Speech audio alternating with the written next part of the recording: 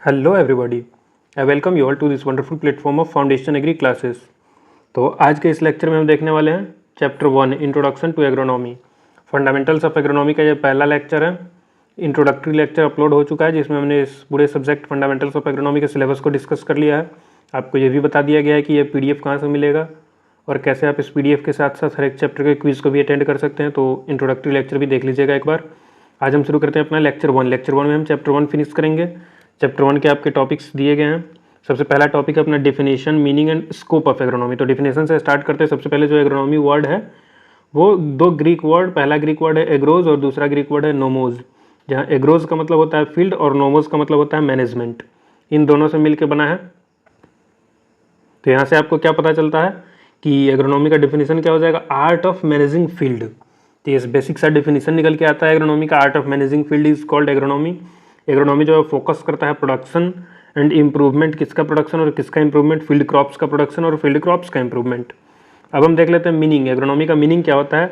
Agronomy involves the science and economics of crop production and managing farmland. यानी कि यह science और economics है क्या क्या चीज़ का, क्रॉप प्रोडक्शन का, और इसी में इंक्लूडेड होता है फार्मलैंड को मैनेज भी करना, यानी वो एरिया जहाँ हम क्रॉप उगा रहे हैं।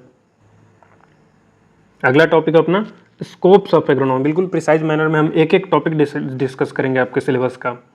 आपका सिलेबस का PDF भी हमारे ऐप में अपलोडेड है, आप उसको भी देख सकते हैं। सेकंड टॉपिक अपना स्कोप ऑफ एग्रोनॉमी।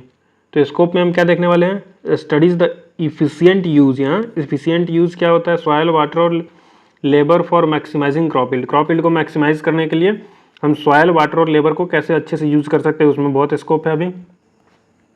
अगला पॉइंट अपना कि एग्रोनॉमी जो इन्वॉल्व करता है प्लांट ब्रीडिंग को, क्रॉप फिजियोलॉजी को, सॉयल मैनेजमेंट को, वीड एंड पेस्ट कंट्रोल को, उसके साथ फार्म मैकेनाइजेशन, इन सभी फील्ड्स को ये इन्वॉल्व करता है। तो इन सारे फील्ड्स में एग्रोनॉमी का स्कोप है। और इसमें रिसर्च इंक्लूडेड है सस्टेनेबल एग्रीकल्चर पे, ताकि हम फूड सिक्योरिटी को इंश्योर कर सकें। फूड सिक्योरिटी को इंश्योर करने में भी एग्रोनॉमी का बहुत बड़ा रोल है, तो उसमें भी अच्छा खासा स्कोप है। अब हम अपना सेकंड टॉपिक देखते हैं सिलेबस का। वो क्या है कि एग्रोनॉमी को हम एज अ आर्ट और एज अ साइंस और एज अ बिजनेस समझने वाले हैं क्रॉप प्रोडक्शन के पर्सपेक्टिव से। तो स्टार्ट करते हैं एज एन आर्ट। सबसे पहले देखते हैं तो एग्रोनॉमी जो है इन्वॉल्व करता है skilful execution of farm operations. Art क्यों है एग्रोनॉमी, क्योंकि यहाँ स्किलफुल एग्जीक्यूशन होता है क्या क्या चीज़ का, tillage, irrigation, plant protection, practical knowledge पे फोकस किया जाता है, जो कि जनरेशन टू जनरेशन, जैसे ग्रैंडफादर ने फादर को बताया, फादर ने अपने सन को बताया, तो उस तरह से कुछ ट्रेडिशनल नॉलेज जो पास ऑन हो रही हैं, जिसे हम ट्रेडिशनल नॉलेज बोलते हैं, जो कि किसी भी ऑफिशियल टेक्स्ट बुक में लिखी हुई नहीं मिलेगी, वो जनरेशन टू जनरेशन ही पास ऑन होती है। तो वैसे इन्फॉर्मेशंस का यूज़ होता है एग्रोनॉमी में। तो इस वजह से एग्रोनॉमी को क्या है कि आर्ट बोला गया। अब एग्रोनॉमी को साइंस क्यों बोला गया है, देखिए यहाँ यूटिलाइज किया जाता है मॉडर्न साइंटिफिक प्रिंसिपल्स, ताकि हम इन्हेंस कर सकें अपना प्रोडक्टिविटी को। जैसे क्रॉप ब्रीडिंग टेक्निक्स यूज किए जाते हैं, soil fertility management, water management, pest control, इसके लिए साइंटिफिक मेथड्स यूज किए जाते हैं। इसलिए एग्रोनॉमी एज अ साइंस भी एक इंपॉर्टेंट चीज़ हो जाती है। एग्जाम्पल कुछ देख लीजिए, मॉडर्न टेक्निक्स हम क्या क्या यूज़ करते हैं।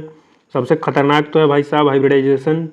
हम जेनेटिक इंजीनियरिंग यूज़ करते हैं, बायो फर्टिलाइजर्स यूज़ करते हैं, बायो फोर्टिफिकेशन भी हम करते हैं, प्रिसीजन फार्मिंग भी यूज़ करते हैं। तो ये सारे मॉडर्न साइंटिफिक टूल्स हैं।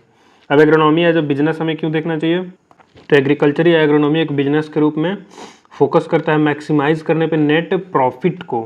कैसे मैक्सिमाइज करेगा, optimising the resources, land, labour, क्या हो गया जी, लैंड, लेबर, वाटर और कैपिटल्स का ऑप्टिमम यूज़ करके, यानी कि मिनिमम इनपुट से मैक्सिमम आउटपुट कैसे जनरेट किया जाए उस पर फोकस करता है। इम्फेसाइज करता है commercialisation, mechanisation and market oriented production, यानी कि वो चीज़ प्रोड्यूस करे जिसमें कि मार्केट में डिमांड ज़्यादा है, ताकि प्रॉफिट ज़्यादा जनरेट कर सकें। तो इस तरह से हम एग्रोनॉमी को एज अ बिजनेस देखते हैं। तो आपका सेकंड टॉपिक भी डन हो गया।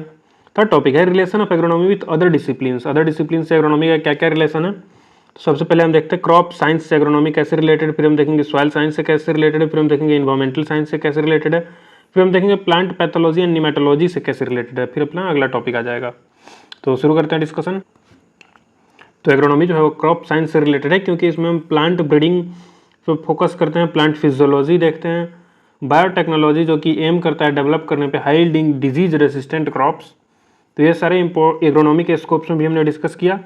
तो क्रॉप साइंस से एग्रोनॉमी का रिलेशन हो जाता है। सॉइल साइंस की बात करें तो एग्रोनॉमी में हमको सॉइल प्रॉपर्टीज, सॉइल की फर्टिलिटी, सॉइल का न्यूट्रिएंट मैनेजमेंट और use of fertilisers and organic manures, यानी कि सॉइल हेल्थ कार्ड में ये सारे डाटाज आते हैं। तो वो सब हमको देखना पड़ता है।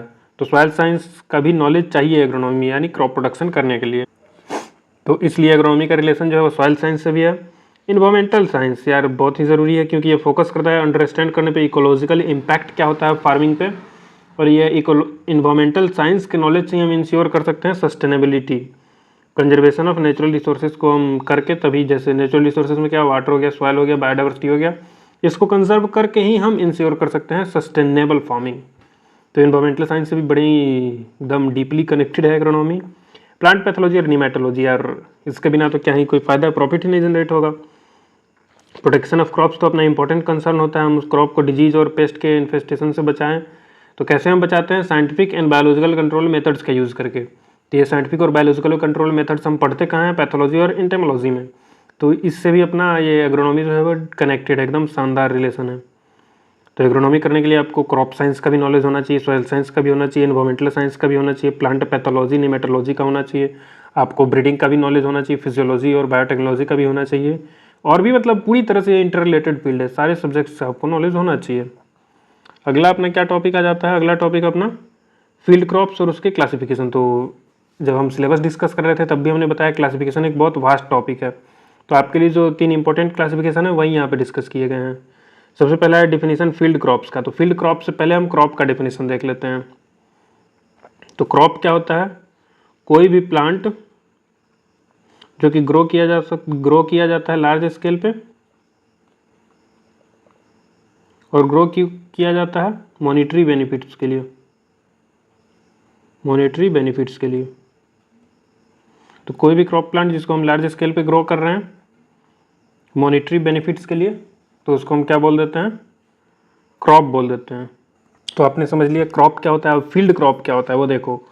ऐसा क्रॉप जिसको हम लार्ज स्केल पे ग्रो करते हैं फूड के लिए, फाइबर के लिए और फ्यूल पर्पस के लिए। फूड, फाइबर और फ्यूल पर्पस के लिए ग्रो किए जाने वाले क्रॉप्स को हम फील्ड क्रॉप्स बोलते हैं। क्लियर हो गया होगा सभी को? आगे हम देखते हैं क्लासिफिकेशन। सबसे पहले बेस्ड ऑन लाइफ साइकिल, इसे हम एंटोजेनी भी बोलते हैं। अगर आपको दे दे एंटोजेनिक क्लासिफिकेशन के बारे में बताइए तब भी आप यही बताएंगे एनुअल, बाइनियल और पेरिनियल। ये एनुअल प्लांट्स किसको बोलते हैं? जो अपना लाइफ साइकिल जो है वो कंप्लीट करता है 1 ग्रोइंग सीजन में। एग्जांपल हो गया वीट और राइस। बाइनियल प्लांट्स जो होते हैं वो रिक्वायर करते हैं 2 ग्रोइंग सीजन। एग्जांपल हो गया शुगर बीट, यानी 2 ग्रोइंग सीजन। अदरवर्ड्स आप इसको बोल सकते हैं कि 2 साल लगता है। पेरिनियल क्रॉप्स जिसपे मोर देन 2 ईयर्स जिनको लगते हैं कंप्लीट करने में, जैसे शुगर केन, बनाना हो गया। शुगर केन में बहुतों को कन्फ्यूज़न हो जाता है, तो ये मोस्टली देखा जाता है 18 मंथ्स का क्रॉप है, यानी 1 साल से ज़्यादा का। तो ये तीनों सीज़न तो ऐसे ही लेके चला गया, तो पेरिनियल तो हो ही जाना है ऐसे भी इसको। आगे हम देखते हैं based on season, kharif crop, rabi crop और जायद क्रॉप। तो ऐसा क्रॉप जो रेनी सीजन में ग्रो किया जाता है, तो जैसे एग्जांपल हो गया पैडी और मेज। रबी क्रॉप कौन सा है? जो विंटर सीजन में ग्रो किया जाता है, जैसे वीट और बार्ले। जायद क्रॉप्स कौन सा है? जो खरीफ और रबी सीजन के बीच में जो टाइम बच रहा है उसमें जिसको ग्रो कर देते हैं, जैसे वाटरमेलन और कुकुम्बर हो गया। थर्ड बेसिस अपना क्लासिफिकेशन का बेस्ड ऑन यूज, जैसे सीरियल्स के लिए जिस क्रॉप को उगाते हैं राइस, व्हीट और मेज। पल्सेस के लिए हम क्रॉप्स को उगाते हैं जैसे चिकपी, लेंटिल्स और पी। ऑयल सीड्स यानी ऑयल प्रोडक्शन के लिए हम कुछ क्रॉप्स उगाते हैं जैसे ग्राउंडनट हो गया, मस्टर्ड हो गया, सनफ्लावर हो गया। फाइबर के लिए हम कुछ क्रॉप उगाते हैं जैसे कॉटन और जूट हो गया। फॉडर यानी चारा के लिए कुछ क्रॉप उगाते हैं जैसे अल्फा और क्लोवर। तो अपना क्लासिफिकेशन वाला टॉपिक हो गया, बट क्लासिफिकेशन एक लंबा टॉपिक है, उस पर हम वीडियो बनाए तो 1-1.5 घंटे का वीडियो सिर्फ क्लासिफिकेशन का हो जाएगा। तो क्लासिफिकेशन आपको अगर लगे कि और डीप में पढ़ना चाहिए तो आप किसी और नोट से भी पढ़ सकते हैं, ये हम पहले बता दे रहे हैं। बाकी आपका ये बेसिक लेवल पे कंप्लीट हो गया है। अब चैप्टर 1 का अपना लास्ट टॉपिक है इंपॉर्टेंस क्या क्या है एग्रोनॉमी का, इकोलॉजी क्या होता है और इकोसिस्टम क्या होता है। इंपॉर्टेंस ऑफ एग्रोनॉमी हम 3 पॉइंट डिस्कस कर लेते हैं। इंपॉर्टेंस क्या है कि ये क्रूशियल होता है फूड सिक्योरिटी को मेंटेन करने के लिए, पहले भी डिस्कस किया। कैसे फूड सिक्योरिटी को मेंटेन करेगा? इंप्रूव करेगा क्रॉप के प्रोडक्टिविटी को, यानी प्रोडक्टिविटी को बढ़ाएगा तो ज़्यादा प्रोडक्शन होगा, ज़्यादा प्रोडक्शन होगा तो फूड सिक्योरिटी होगी। अगला अपना टॉपिक है इंश्योर करता है सस्टेनेबल यूज किसका? रिसोर्सेज का।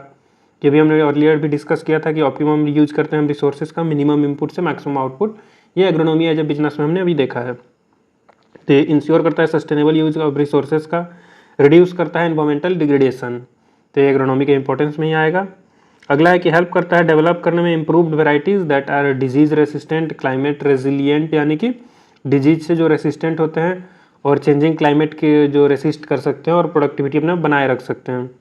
अगला इकोलॉजी क्या होता है? Study the interaction of crop with their environment. Crop और उसका इन्वायरमेंट से क्या इंटरेक्शन हो रहा है, उसी के स्टडी को हम इकोलॉजी बोलते हैं। और इन्वायरमेंट में क्या क्या इंक्लूड होता है? तो इन्वायरमेंट में सॉइल हो गया, वाटर हो गया, एयर हो गया और अदर लिविंग ऑर्गेनिज्म जो है। इन्वायरमेंट में बायोटिक और एबायोटिक दोनों फैक्टर्स आ जाते हैं। इन्वायरमेंट में क्या क्या? बायोटिक और एबायोटिक, दोनों ही फैक्टर्स के साथ क्या इंटरेक्शन? बायोटिक मतलब हो गया लिविंग फैक्टर, एबायोटिक में हो जाता है नॉन लिविंग फैक्टर। तो इन दोनों के साथ क्रॉप का क्या रिलेशन है? बायोटिक और एबायोटिक फैक्टर से, उसी को हम क्या, उसी के स्टडी को इकोलॉजी बोलते हैं। इकोसिस्टम क्या होता है? Ecosystem, an agricultural ecosystem includes both living में क्या आ गया? Plant, animal, micro organism and non living components जैसे soil, water and climate. Ecosystem क्या होता है? लिविंग और नॉन लिविंग यानी कि दोनों को मिला के बनता है इकोसिस्टम। एग्रोनॉमिस्ट्स यानी एग्रोनॉमी में काम करने वाले वर्कर्स या साइंटिस्ट्स। एग्रोनॉमिस्ट जो है वो काम करते हैं बैलेंस करने का एग्रीकल्चरल प्रोडक्टिविटी को और इकोलॉजिकल हेल्थ को। और इसको बैलेंस करने के लिए कौन कौन से प्रैक्टिसेस यूज़ किए जाते हैं? तो crop rotation, intercropping. Crop rotation यानी कि सेम ज़मीन पे हम अलग अलग, कभी फाइबर क्रॉप्स को लगा दिए, तो फिर कभी पल्सेस को लगा दिए, कभी फॉडर क्रॉप्स को लगा दिए। तो उससे क्या है, क्रॉप का न्यूट्रिएंट वैल्यू मेंटेन, क्रॉप बोल रहे हैं, सॉइल का न्यूट्रिएंट वैल्यू मेंटेन रहता है, तो इकोलॉजिकल बैलेंस बना रहता है। तो क्रॉप रोटेशन फॉलो करते हैं। इंटरक्रॉपिंग यानी कि 2-3 क्रॉप्स को एक साथ लगाते हैं, कोई फाइब्रस है, कोई पल्स वाला क्रॉप है, कोई नाइट्रोजन फिक्सेशन करा रहा है सॉइल में, तो कोई एक्स्ट्रा नाइट्रोजन यूज कर रहा है सॉइल से। इस तरह से एक इंटरक्रॉपिंग हम साइंटिफिक तरीके से करते हैं ताकि सॉइल का न्यूट्रिएंट लेवल मेंटेन रहे। अगला अपना integrated pest management. Integrated pest management ताकि हम इकोसिस्टम में स्टेबिलिटी को मेंटेन करके रख सकें। तो ये अपना यूनिट चैप्टर 1 में हमने जो 5 टॉपिक्स अपने सिलेबस के डाले हैं वो हमने डिस्कस कर लिया। आगे अपना चैप्टर 2 होगा नेक्स्ट लेक्चर में। तो अगर ये वीडियो आपको अच्छा लगा है तो वीडियो को लाइक कर दीजिए और शेयर कर दीजिए और चैनल को सब्सक्राइब कर दीजिए ताकि आप कनेक्टेड रहे फाउंडेशन एग्री क्लासेस से और अगला वीडियो आते ही आपको नोटिफिकेशन चला जाए। Till then keep learning, keep smiling, bye.